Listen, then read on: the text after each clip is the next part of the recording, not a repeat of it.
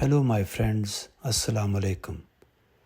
Let's try to understand why our thoughts are so important. So, let's begin. My friends, we need to understand that our thoughts are generated by our true self, that is, soul. You may also call it mind or consciousness. This is real me. I am basically a soul, a mind, or a consciousness. My friends, our body, on the other hand, is a carrier, and our brain is simply the computer that controls our body. But who operates this computer or brain? That is us, our soul, my friends, our consciousness, our mind. My friends, now let's try to understand how thoughts are generated or created. Our thoughts are shaped by the information we receive, which enters primarily through three main sources. Number one, what we see. Number two, what we read. Number three, what we hear. My friends, these three channels provide the input that shapes our thinking. If we are exposed to good, positive information, we are more likely to have good thoughts. On the other hand, if we take in harmful or negative content through these three channels, it can lead to negative thoughts. My friends, in addition to the above three factors, that is, what we see, what we hear, and what we read, our thoughts are also impacted by what we eat and drink. My friends, the next question is why thoughts matter. Let's understand that. Thought is a very powerful phenomena. It is the quality of our thoughts that generates our feelings. When we think positively, we feel good, and when we think negatively, we feel bad. So we can say that good and bad thoughts are the product of what we see, what we hear, and what we read. My friends, positive thoughts are the product of taking positive content in the form of seeing, hearing, and reading, and likewise, negative thoughts are the product of negative content taken from seeing, reading, or watching, etc. My friends, these feelings, which are the product of thoughts, these feelings shape our behavior and actions. And if we repeatedly think a certain way, those thoughts eventually become habits. So we can say that thoughts create feelings, feelings shape behavior, and behavior builds habits.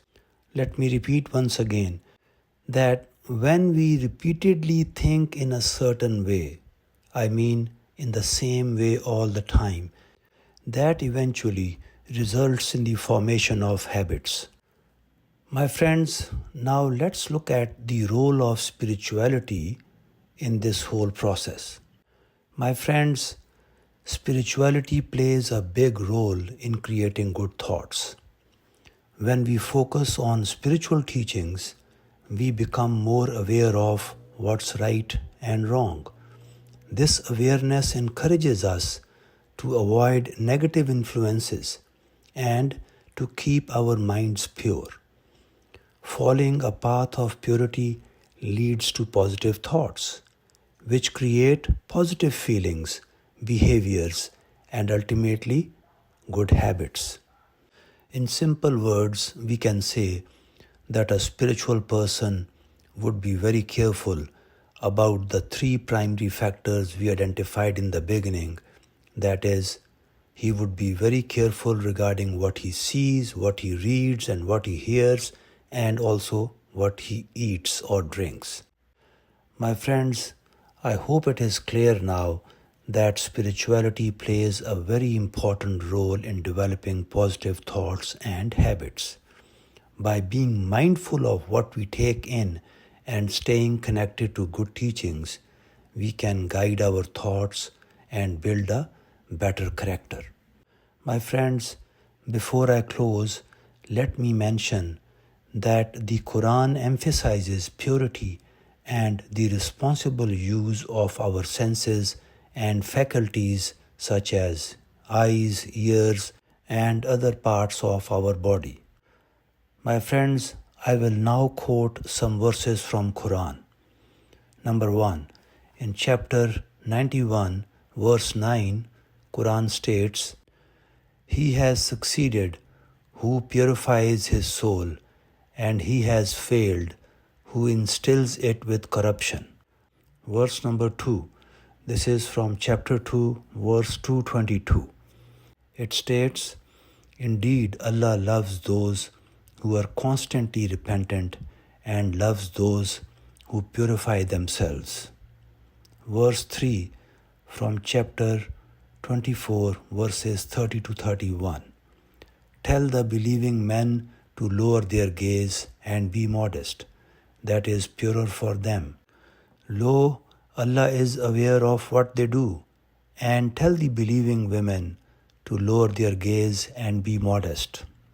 The next verse is from chapter 17, verse 36. It states, "And do not pursue that of which you have no knowledge. Indeed, the hearing, the sight, and the heart, about all those one will be questioned." The next verse is from chapter 23, verses 1 to 3.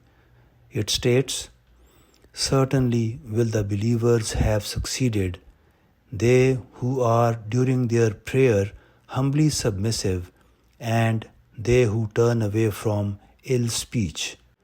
The next verse is from chapter 2, verse 284. It states, "To Allah belongs whatever is in the heavens and whatever is in the earth.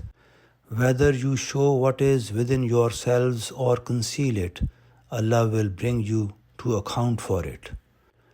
My friends, these Quranic verses emphasize using our senses and faculties with awareness, respect, and restraint.